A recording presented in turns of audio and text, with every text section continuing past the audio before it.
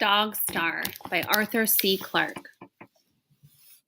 When I heard Leica's frantic barking, my first reaction was one of annoyance.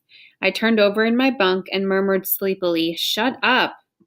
That dreamy interlude lasted only a fraction of a second. Then consciousness returned, and with it, fear. Fear of loneliness. Fear of madness. For a moment, I dared not open my eyes. I was afraid of what I might see. Reason told me that no dog had ever set foot upon this world when Leica was separated from me by 250,000 miles of space, and far more irrevocably 5 years of time. "You've been dreaming," I told myself angrily. "Stop being a fool. Open your eyes. You won't see anything except the glow of the wall paint." That was right, of course. The tiny cabin was empty. The door tightly closed. I was alone with my memories, overwhelmed by the transcendental sadness that often comes when some bright dream fades into drab reality. The sense of loss was so desolating that I longed to return to sleep. It was well that I failed to do so, for at that moment, sleep would have been death.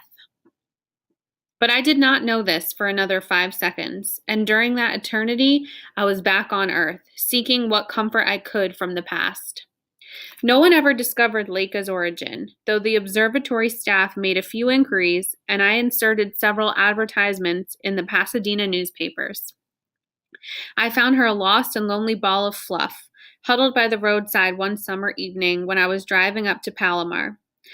Though I have never liked dogs, or indeed any animals, it was impossible to leave this helpless little creature to the mercy of the passing cars.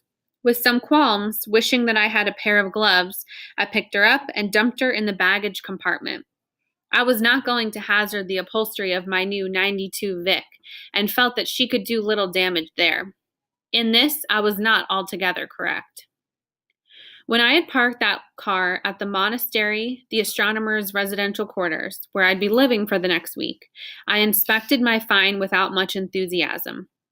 At that stage, I had intended to hand the puppy over to the janitor, but then it whimpered and opened its eyes. There was such an expression of helpless trust in them that, well, I changed my mind. Sometimes I regretted that decision, though never for long. I had no idea how much trouble a growing dog could cause, deliberately and otherwise. My cleaning and repair bills soared. I could never be sure of finding an unravaged pair of socks or an unchewed copy of the Astrophysical Journal. But eventually, Leica was both house trained and observatory trained. She must have been the only dog ever to be allowed inside the 200-inch dome. She would lie there quietly in the shadows for hours while I was up in the cage making adjustments, quite content if she could hear my voice from time to time. The other astronomers became equally fond of her. It was old Dr. Anderson who suggested her name. But from the beginning, she was my dog and would obey no one else. Not that she would always obey me. She was a beautiful animal, about 95% Alsatian. It was that missing 5%, I imagine, that led her to being abandoned. I still feel a surge of anger when I think of it, but since I shall never know the facts, I may be jumping to false conclusions. Apart from 2 dark patches over the eyes, most of her body was a smoky gray, and her coat was soft as silk. When her ears were pricked up, she looked incredibly intelligent and alert. Sometimes I would be discussing spectral types or stellar evolution with my colleagues, and it would be hard to believe that she was not following the conversation.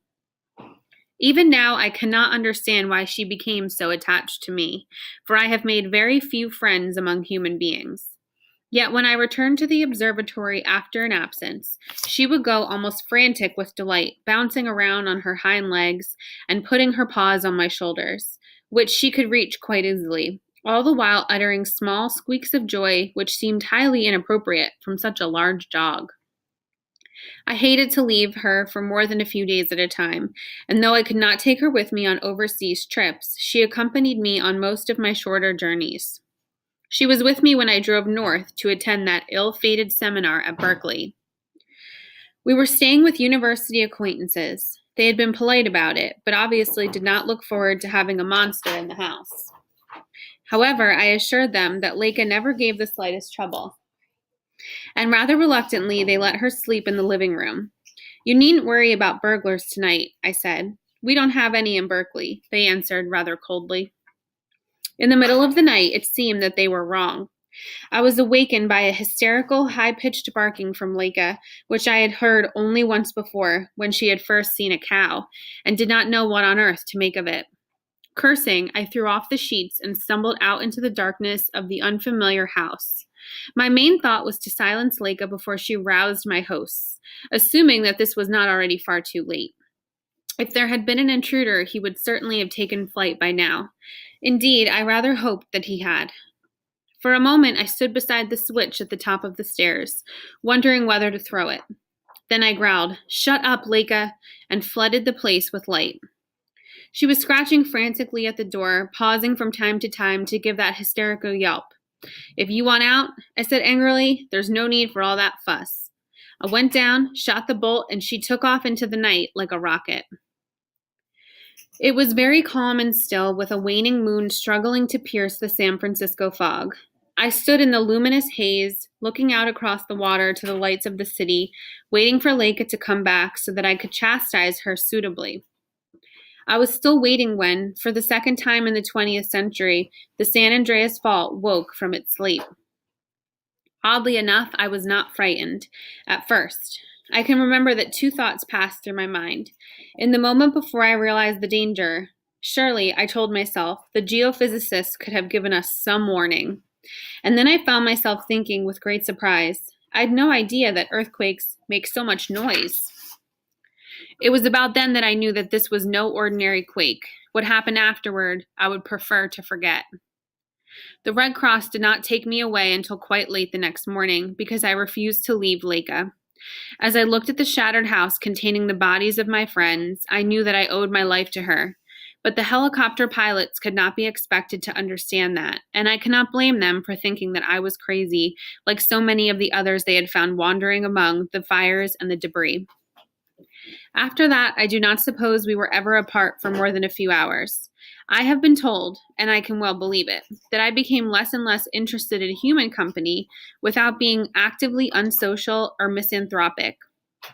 Between them, the stars and Leica filled all my needs. We used to go for long walks together over the mountains. It was the happiest time I have ever known. There was only one flaw. I knew, though Leica could not, how soon it must end. We had been planning the move for more than a decade, as far back as the 1960s, and it was realized that Earth was no place for an astronomical observatory. Even the small pilot instruments on the moon had far outperformed all the telescopes peering through the murk and haze of the terrestrial atmosphere.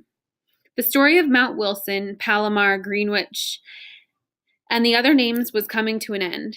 They would still be used for training purposes, but the research frontier must move out into space.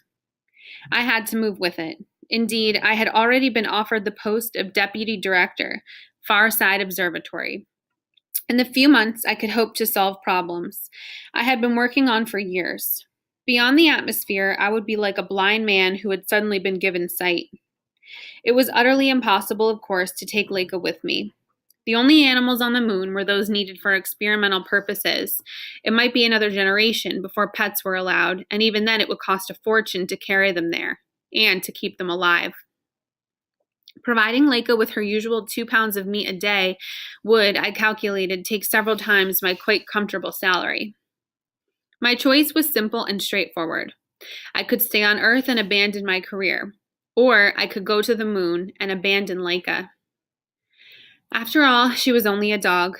In a dozen years, she would be dead. Well, I should be reaching the peak of my profession. No sane man would have hesitated over the matter, yet I did hesitate, and if by now you do not understand why, no further words of mine can help. In the end, I let matters go by default. Up to the very week I was due to leave, I had still made no plans for Leica. When Dr. Anderson volunteered to look after her, I accepted numbly, with scarcely a word of thanks. The old physicist and his wife had always been fond of her, and I am afraid that they considered me indifferent and heartless, when the truth was just the opposite.